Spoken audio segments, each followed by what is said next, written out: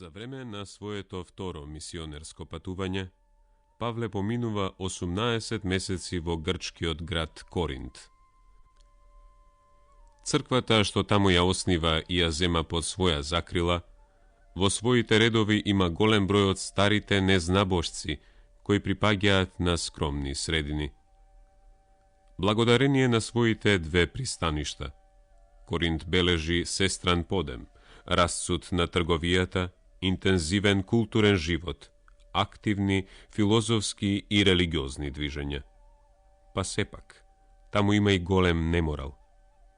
Младата христијанска заедница, изложена на такви видови влијанија, разбирливо дека предизвикува сериозна загриженост кај апостолот. Пред своето заминување, Павле добива во неколку наврати вознемирувачки известувања кои се однесуваат на оваа заедница. Би требало да се истакне дека апостолот напишал до оваа заедница најмалку 4 посланија.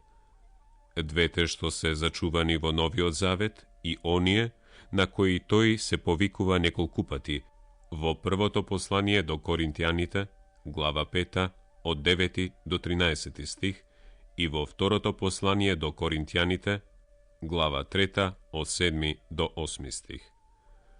Двете посланија што се преостанати, биле пишувани во текот на третото мисионерско патување на апостолот.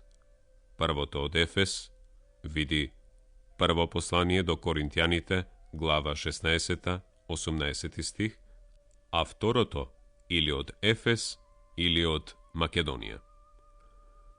Во првото послание до Коринтијаните, по поздравот и молитвата за благодарност, глава 1, од 1 до 9 стих, Павле ги повикува своите соговорници да ги надминат меѓусебните поделби, да го бркаат развратот надвор од заедницата, глава 5, и да престанат да ги подчинуваат своите расправи на народните судови, глава 6, од 1 до 11 стих.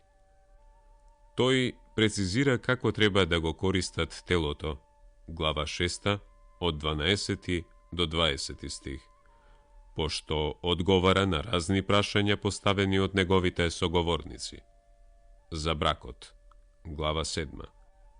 Консумирањето на месо од жртвите принесени на идолите, глава 8, од 1 стих до глава 11 до 1 стих. Христијанските собири и почита кон Господ, глава 11, од 2 до 34 стих.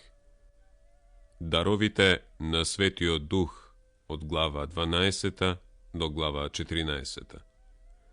Посланието завршува со неколку известувања за тековното собирање на дарови, плановите на апостолот и друго, како и лични поздрави, глава 16.